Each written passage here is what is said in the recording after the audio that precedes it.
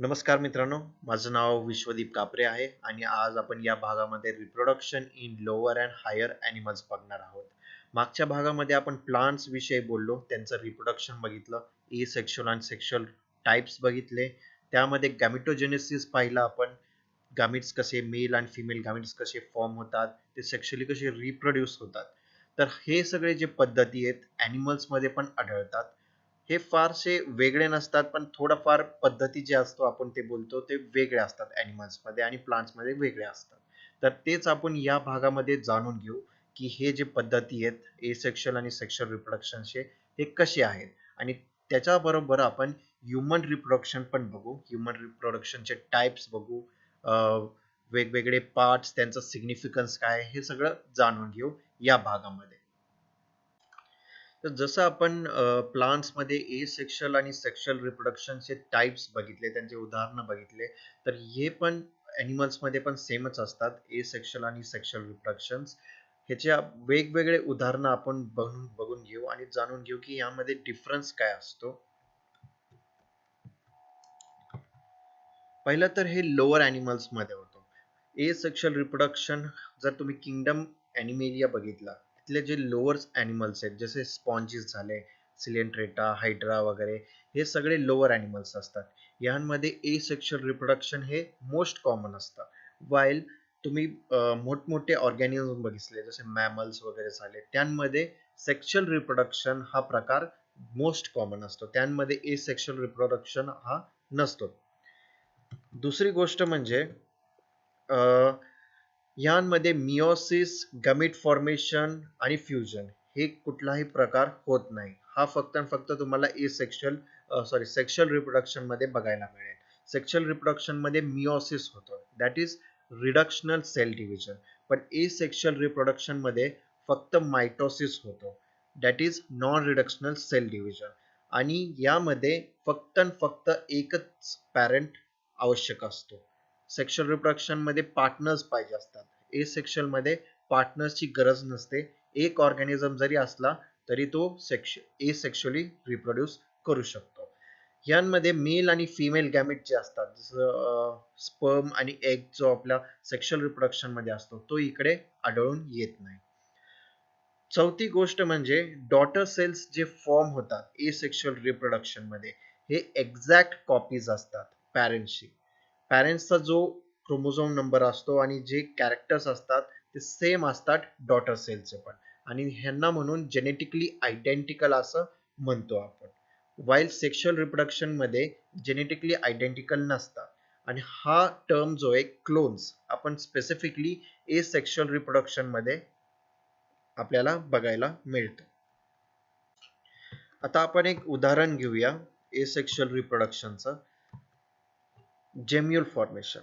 नाव जेम्युल formation एक type आहे asexual रिप्रोडक्शनचा, ज्यामध्ये हे फक्त स्पॉन्जेस मध्ये आढळून येते. स्पॉन्जेस हे सी वॉटर, समुद्रामध्ये तुम्हाला बघायला मिळेल. जेव्हा समुद्राचं तापमान किंवा त्याची जी एन्व्हायरमेंटल कंडिशन आहे अनफेवरेबल होऊन जाते, म्हणजे एक खराब वातावरण निर्माण होते, त्यावेळी स्पॉन्जेस मध्ये तुम्हाला जेम्युल फॉर्मेशन बघायला मिळेल. नाव असे तुम्ही इकडे बघू शकता, हे जेम्युल्स आहेत इन रिअल पिक्चर, आणि हा एक स्पॉन्ज आहे. नाव ह्या स्पॉन्ज मध्ये हे जेम्युल्स एक जर तुम्ही घेतला तर तुम्हाला हा असा स्ट्रक्चर बघायला मिळेल. जर क्रॉस सेक्शन, ट्रान्सफर सेक्शन घेतला त्याला एक पोलॅरिटी असते, दॅट मीन्स ओरिएंटेशन असतं. जसं तुम्ही इकडे बघू शकता, हा मायक्रोपाईल आहे आणि खालचा वेगळा असतो आणि वरचा मायक्रोपाईल एंड असतो. नाव अपार्ट फ्रॉम दॅट मोनॅक्सन स्पेक्युल्स असतात. हे काटेरी पदार्थ असतात जे कॅल्शियम आणि सिलिकॉन किंवा कॅल्शियम हे दोघांनी बनलेले असतात आणि हे शार्प असतात. हे एक स्ट्रक्चर देण्याचं काम जेम्युलला करतो. Next is inner membrane. Inner membrane मध्ये आर्किओसाइट्स असतात. नाव आर्किओसाइट एक स्पेशलाइज सेल्स असतात जे टोटीपोटेंट असतात. टोटीपोटेंट त्याचा अर्थ असा होतो की एक cell can give rise to an entire organism. एक सेल डिफरन्शिएट होऊन वेगवेगळ्या सेल्स मध्ये, वेगवेगळ्या टिश्यू मध्ये त्याचं रूपांतर होऊ शकतो आर्किओसाइट्सचं. त्याच्या व्यतिरिक्त एक बाहेर लेअर असते ज्याला आपण आउटर मेम्ब्रेन म्हणतो. आणि हा ठोस असतो. म्हणजे कितीही खराब वातावरण जरी आलं तरी हा जो जेम्यूल आहे तो मरणार नाही किंवा तो हे पण होणार नाही, स्प्राउट पण होणार नाही. नाव जेव्हा चांगलं वातावरण येतं, टेम्परेचर कंडिशन, मॉइश्चर कंडिशन हे अनुकूल होतात जेम्यूल फॉर्मेशन जनरेशनच्या लायक, त्यावेळी हा जो जेम्यूल आहे पुन्हा एकदा स्पॉन्जचं रूपांतर करतो. म्हणजे पुन्हा एकदा स्पॉन्ज मध्ये रूपांतर त्याचं होऊन जातं जेव्हा फेवरेबल कंडिशन्स येतात. दुसरं जे उदाहरण आहे ते आहे बडिंग. नाव बडिंग हा अगेन ए सेक्शुअल रिप्रोडक्शन आहे आणि हे मोस्ट कॉमनली तुम्हाला हायड्रा मध्ये बघायला मिळेल. हायड्रा अगेन वॉटर मध्ये तुम्हाला कुठल्याही फ्रेश वॉटर मध्ये बघायला मिळेल. नाव हा तुम्ही बघू शकता, हा एक रिअल पिक्चर आहे हायड्राचा. हा बॉडी आहे आणि हे टेंटॅकल्स आहे. ओके. नाव हायड्रामध्ये स्पेशल सेल्स असतात, त्याला आपण रिजनरेटिव्ह सेल्स म्हणतो. सेम असतात ते आर्किओसाइट्स जे असतात आपण स्पॉन्जेस मध्ये तसेच असतात, त्याला आपण टोटिपोटेंट सेल्स पण म्हणतो. सो सेम स्पेशलाइज सेल्स असतात ज्याचं रूपांतर एका बर्ड मध्ये होतं. हा बर्ड जो असतो हायड्राच्या बॉडीला अटॅच्ड असतो. Okay. So once bird form होतो, बर्ड फॉर्म झाल्यानंतर त्याला टेंटॅकल्स येतात पुढे जाऊन. टेंटॅकल्स आणि बर्ड हे दोघेही पॅरेंट्सशी कनेक्टेड असतात. फूड सप्लाय जो आहे, न्यूट्रिशन जे आहे ते पॅरेंट कडून मिळत असतं. वन्स मॅच्युअर्ड, एकदा मॅच्युरेशन त्याचं झाल्यानंतर त्याचं सेपरेशन होतं, तो डिटॅच होतो पॅरेंट बॉडीशी आणि एक सेपरेट इंडिव्हिज्युअल म्हणून जगायला सुरुवात करतो. सो हे जे बडिंग प्रकार आहे हायड्रामध्ये बघायला मिळेल तुम्हाला. आता आपण सेक्शुअल रिप्रोडक्शन पाहूयात. सेक्शुअल रिप्रोडक्शन हा फक्त आणि फक्त हायर ॲनिमल्स मध्ये होतो. लोअर ॲनिमल्स मध्ये तुम्हाला सेक्शुअल रिप्रोडक्शन बघायला मिळतो पण लेस कॉमन असतो. वाईल हायर ॲनिमल्स मध्ये तुम्हाला सेक्शुअल रिप्रोडक्शन मोस्ट कॉमनली बघायला मिळतो आणि ए सेक्शुअल लेस कॉमनली. नाव ह्याच्यामध्ये मेल आणि फिमेल गॅमेट्स हे दोन तयार होतात आणि ह्यांचं फ्युजन होतं. Formation of zygote takes place. तुम्ही इकडे बघू शकता, हा हा मेल गॅमेट आहे आणि हा एक फिमेल एग आहे, दॅट इज फिमेल गॅमेट. या दोघांचं फ्युजन होतं आणि एक जायगोट फॉर्म होतो. जायगोट मध्ये त्यांचं रूपांतर होतं.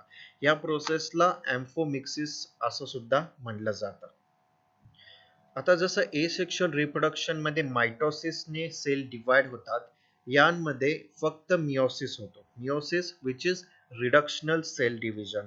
अर्धे क्रोमोझोम्स पॅरेंटचे मेलचे असतात आणि अर्धे क्रोमोझोम फिमेलचे असतात. दोघे जेव्हा एकत्र येतात, फ्यूज होतात, तेव्हा डिप्लॉइडी लेवल जी असते ती रिस्टोर होऊन जाते. आता सेक्शुअल रिप्रोडक्शन मध्ये मोस्टली दोन फेजेस बघायला मिळतात. एक जो असतो त्याला आपण ज्युव्हेनाइल फेज म्हणतो आणि दुसरा जो असतो तो रिप्रोडक्टिव्ह मॅच्युरिटी फेज. नाव ज्युव्हेनाइल फेज मध्ये मोस्टली ग्रोथ होतो, म्हणजे एका ऑर्गॅनिझमचा सेल्स ग्रोथ होतात, त्याच्यामध्ये वाढ होते आणि एक मोठं स्वरूप त्याला मिळतं. दुसरी गोष्ट म्हणजे रिप्रोडक्टिव्ह मॅच्युरिटी फेज. नाव ही तेव्हा स्टार्ट होते जेव्हा ज्युव्हेनाइल फेज एंड होते, जेव्हा ग्रोथ बंद होते किंवा जस्ट ऑलमोस्ट बंद होण्याच्या अर्थावर असते, तेव्हा मॅच्युरिटी फेज येते, रिप्रोडक्टिव्ह मॅच्युरिटी फेज. आणि रिप्रोडक्टिव्ह मॅच्युरिटी फेज मध्ये तो ऑर्गॅनिझम सेक्शुअली रिप्रोड्यूस करू शकतो. आता वन्स एक ऑर्गॅनिझमची सेक्शुअल मॅच्युरिटी झाल्यानंतर वेगवेगळे इव्हेंट्स, वेगवेगळे त्यांमध्ये फेजेस बघायला आपल्याला मिळतील. तर हे ते असतात प्री फर्टिलायझेशन, फर्टिलायझेशन आणि पोस्ट फर्टिलायझेशन. प्री फर्टिलायझेशन मध्ये गॅमेटोजेनेसिस होतो. गॅमेटोजेनेसिस म्हणजे मेल गॅमेट आणि फिमेल गॅमेट याचं फॉर्मेशन होतं. दुसरी आहे फर्टिलायझेशन. मेल गॅमेट आणि फिमेल गॅमेट एकत्र येतात आणि फ्यूज होतात आणि जायकोट फॉर्म होतो, याला फर्टिलायझेशन आपण म्हणतो. पोस्ट फर्टिलायझेशन मध्ये हा जो जायगोट आहे त्याचं डेव्हलपमेंट सुरू होतं आणि गॅमेट एम्ब्रिओजेनेसिस सुरू होऊन जातं आणि याला आपण पोस्ट फर्टिलायझेशन इव्हेंट असं म्हणतो. आता रिप्रोडक्शनचा जो कालावधी आहे म्हणजे केव्हा होतो, डिपेंडिंग ऑन दॅट दोन प्रकार आहेत त्यामध्ये. एक आहे सीझनल ब्रीडर्स आणि दुसरे आहे कंटिन्युअस ब्रीडर्स. सीझनल ब्रीडर्स म्हणजे गोट, शीप, डॉंकी हे जे ॲनिमल्स बघितले आपण, हायर ऑर्गॅनिझम बघितले, त्यांमध्ये फक्त सीझन मध्ये ब्रीडिंग होते. म्हणजे पावसाळ्यांमध्ये किंवा थंडीमध्ये त्यांचं ब्रीडिंग होते. पण थ्रू आउट द इयर, पूर्ण वर्षभर त्यांचं ब्रीडिंग होत नाही. दुसरी गोष्ट म्हणजे कंटिन्युअस ब्रीडर्स. कंटिन्युअस ब्रीडर्स म्हणजे 12 महिने 18 काळ त्यांचं रिप्रोडक्शन चालूच असतं. ते म्हणजे ह्युमन्स आणि एप्स मध्ये. यांमध्ये सीझनल टाईप असं व्हेरिएशन नसतं. नेक्स्ट आहे इंटरनल ब्रीडर्स, इंटरनल किंवा एक्सटर्नल. नाव डिपेंडिंग ऑन फर्टिलायझेशन, पॉप्युलेशन कसं होतं, त्यांचे पण दोन प्रकार आहेत. एक आहे इंटरनल आणि दुसरा आहे एक्सटर्नल. इंटरनल म्हणजे for example reptiles, birds, mammals यांमध्ये इंटरनल होतं. म्हणजे मेल गॅमिट आणि फिमेल गॅमिट फ्यूज जे होतात ते इनसाइड बॉडी होतात, इनसाइड फिमेलच्या वूम मध्ये फ्यूज होतात, बाहेर होत नाही. दुसरी गोष्ट एक्सटर्नल फर्टिलायझेशन. जसे माशांमध्ये, ॲम्फिबियन्स फॉर एक्झाम्पल फ्रॉग, बेडकं ह्यांमध्ये एक्सटर्नल फर्टिलायझेशन होतं. तर फिश आणि फ्रॉगमध्ये एक मीडियम असतो, म्हणजे पाण्याचा एक मीडियम असतो. फिश पहिली अंडी देते, ती गेल्यानंतर मेल येतो. मेल ते जे अंडी दिलेले असतात फिमेलने ती फर्टिलाइज होतात.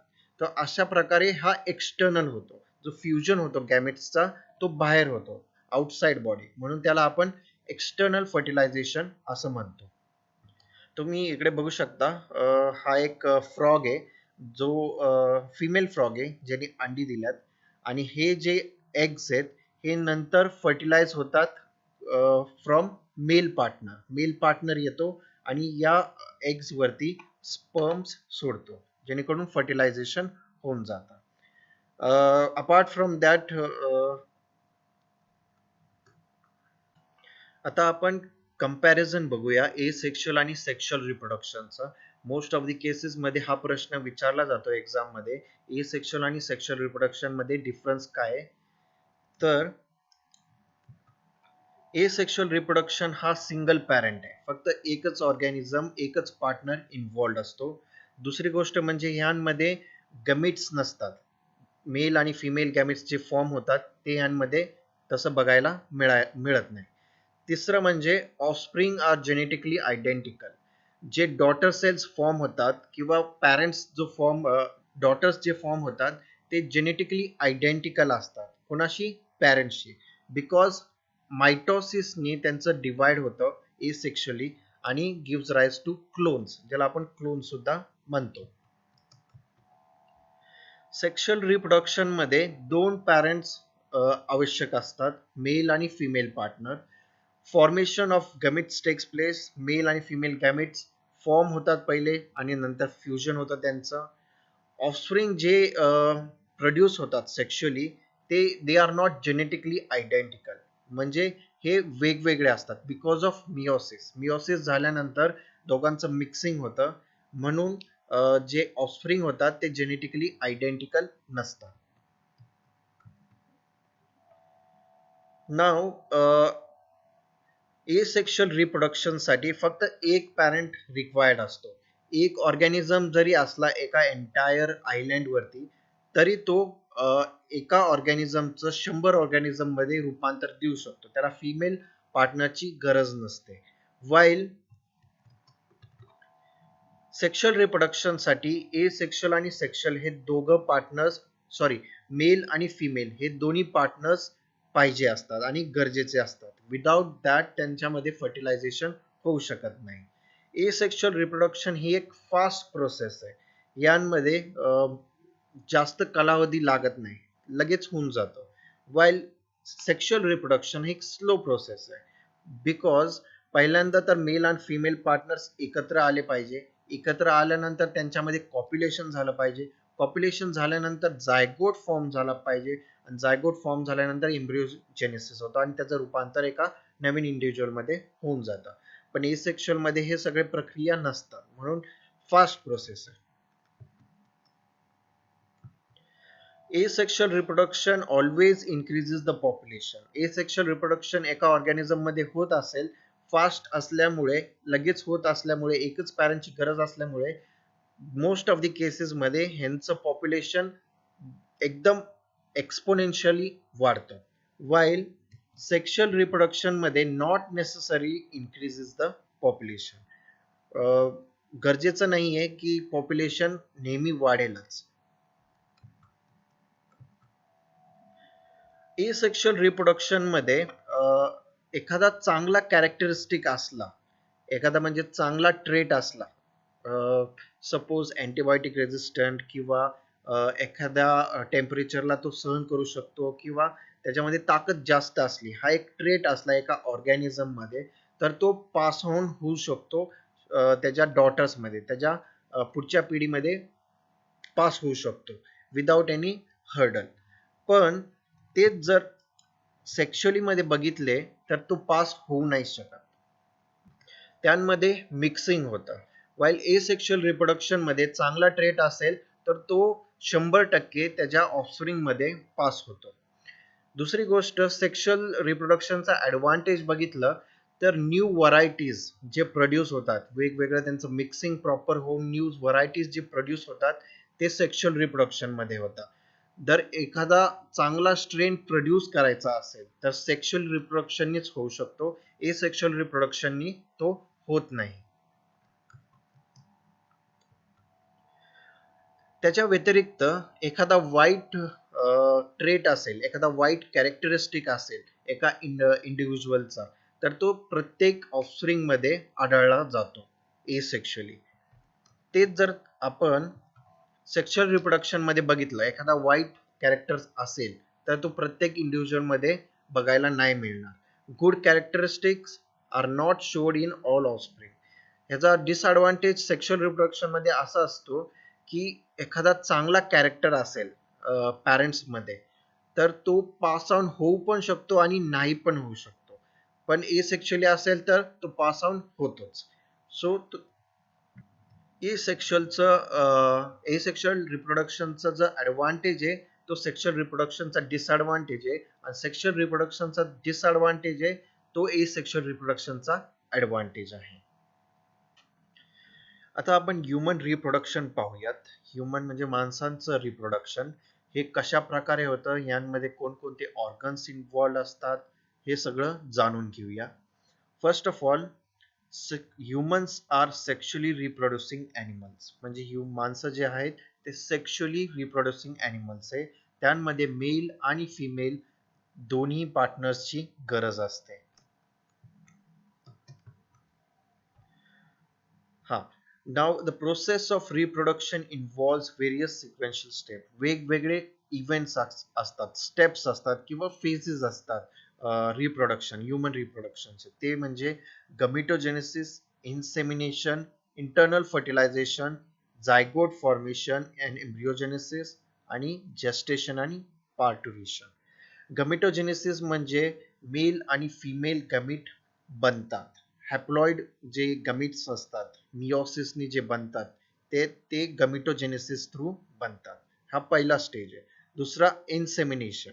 इन्सेमिनेशन म्हणजे कॉप्युलेशन. मेल आणि फिमेल पार्टनर्स एकत्र येतात आणि कॉप्युलेट करतात. तिसरं इंटरनल फर्टिलायझेशन. इंटरनल फर्टिलायझेशन मध्ये स्पर्म्स जे रिलीज झालेले असतात ते फिमेल एगशी फ्यूज होतात, म्हणजे मेल आणि फिमेल गॅमिट फ्यूज होऊन जायगोट फॉर्म होतो. Second last is zygote formation and embryogenesis. जो मेल आणि फिमेल गॅमिट एकत्र येऊन जायगोट फॉर्म होतो, त्याचं डेव्हलपमेंट व्हायला सुरुवात होते आणि त्याचं एम्ब्रियोजेनेसिस होतं, एक एम्ब्रियो फॉर्म होतो. आणि फायनली जेस्टेशन आणि पार्टुरेशन. म्हणजे एकदा एम्ब्रियो फॉर्म झाल्यानंतर त्याचा पूर्ण मॅच्युरिटी होते आणि त्याचं बर्थ होतं एका इंडिव्हिज्युअलचं, त्याला पार्टुरेशन असं म्हणतो. आता ह्युमन रिप्रोडक्शन मध्ये दोन टर्म्स असतात, ते म्हणजे गोनॅड्स अँड गमिट्स. गमिट्स म्हणजे मेल आणि फिमेल गमिट्स जे असतात मिओसिसनी प्रोड्यूस झालेले, ते प्रोड्यूस होतात गोनॅड्स मध्ये.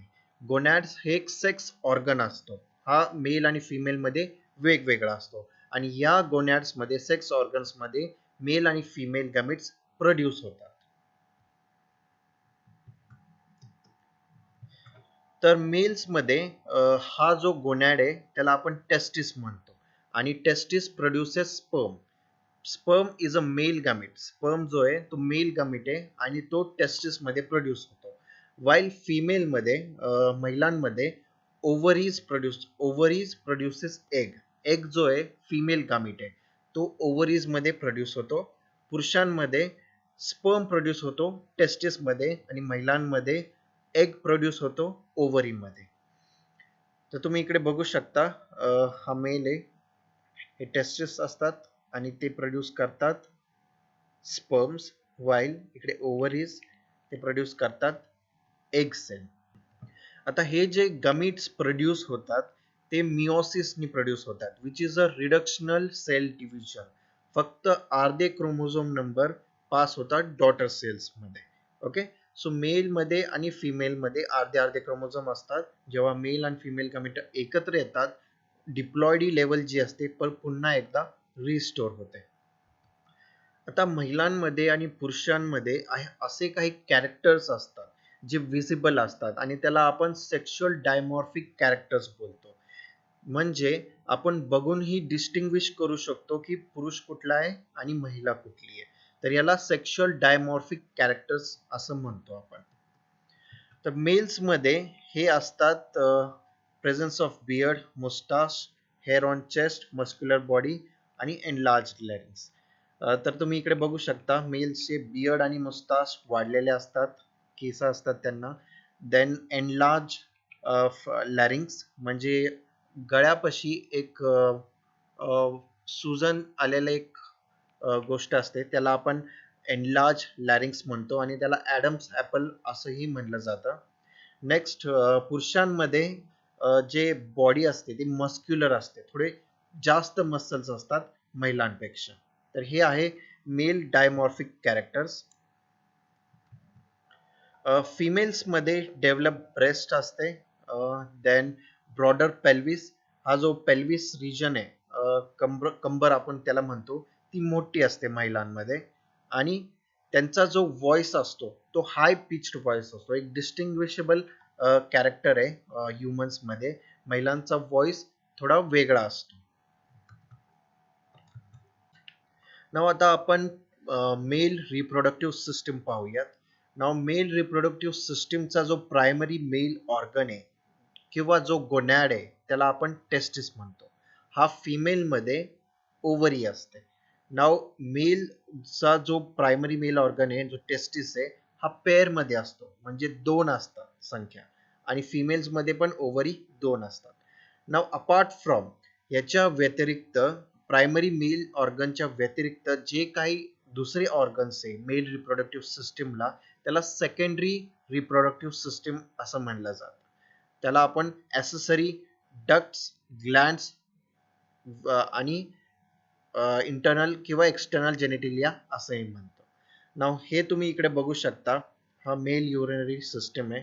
जर मोठा व्ह्यू बघायचा असेल तर हे वरती किडनी असतात पेअर्स मध्ये, हे युरिथ्रा, इकडून युरिन जनरेट होऊन युरेथ्रा मध्ये येतो. हा प्रोस्टेट ग्लँड आहे, हा मेल ब्लॅडर आहे आणि इकडे युरेथ्रा आहे. ओके, मेल रिप्रोडक्टिव्ह सिस्टम जर तुम्ही पाहिली तर हे दोन टेस्टिस आहेत विच आर इन पेअर्स. हा युरेथ्रा आहे, हा युरिनरी ब्लॅडर आहे. ओके, हा आहे तो पेनिस आहे, टेस्टिस, एपिडिडायमिस. हे सगळे जे पार्ट्स आहेत बाकीचे आपण सर्व बघूयात. पहिले फक्त एक व्ह्यू बघू, ओव्हरऑल व्ह्यू. हा सेक्शनल व्ह्यू जर बघितला तर तुम्हाला युरेथ्रा असा इकडे बघायला मिळेल वरतून किडनीज कडून येताना. इकडे समायनल वेसिकल, युरिनरी ब्लॅडर, इकडे युरिन साठते, जमा होते आणि इकडून वाया युरेथ्रा बाहेर पडते. ओके, सो हा पेनिस आहे, हा युरेथ्रा आहे, हा ग्लान्स पेनिस. इकडे तुम्ही टेस्टिस बघू शकता. नाव सेक्शनल व्ह्यू असल्यामुळे फक्त एकच बघायला मिळेल, दुसरा दुसऱ्या बाजूला आहे. या टेस्टिसला एका सॅक मध्ये असतो. टेस्टिस जो असतो मेल रिप्रोडक्टिव्ह ऑर्गन तो एका सॅक मध्ये असतो आणि हा शरीराच्या बाहेर असतो, आतमध्ये नसतो. सो पेनिस आणि टेस्टिस हे दोघेही बाहेर असतात. तर हे जे मेल रिप्रोडक्टिव्ह सिस्टम आहे आपण एक ॲनिमेटेड व्हिडिओच्या माध्यमातून बघूया, म्हणजे डाउट्स क्लिअर होतील आपले. सो हा जो व्हिडिओ आहे मी यूट्यूबवरनं घेतलाय आणि जी लिंक तुम्ही इकडे खाली बघू शकता आहे ते.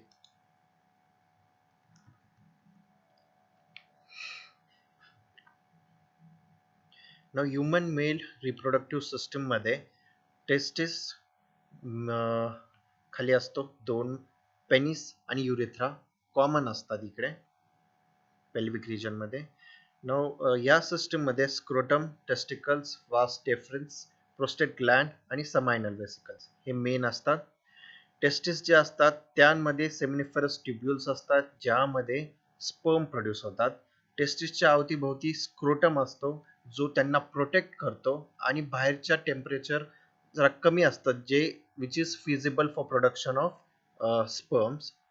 नाव इन प्युबर्टीच्या वेळेस टेस्टिस आणि पेनिस दोघेही मोठे होतात, एनलार्ज होतात at the end of juvenile phase आणि रिप्रोडक्टिव्ह फेज मध्ये.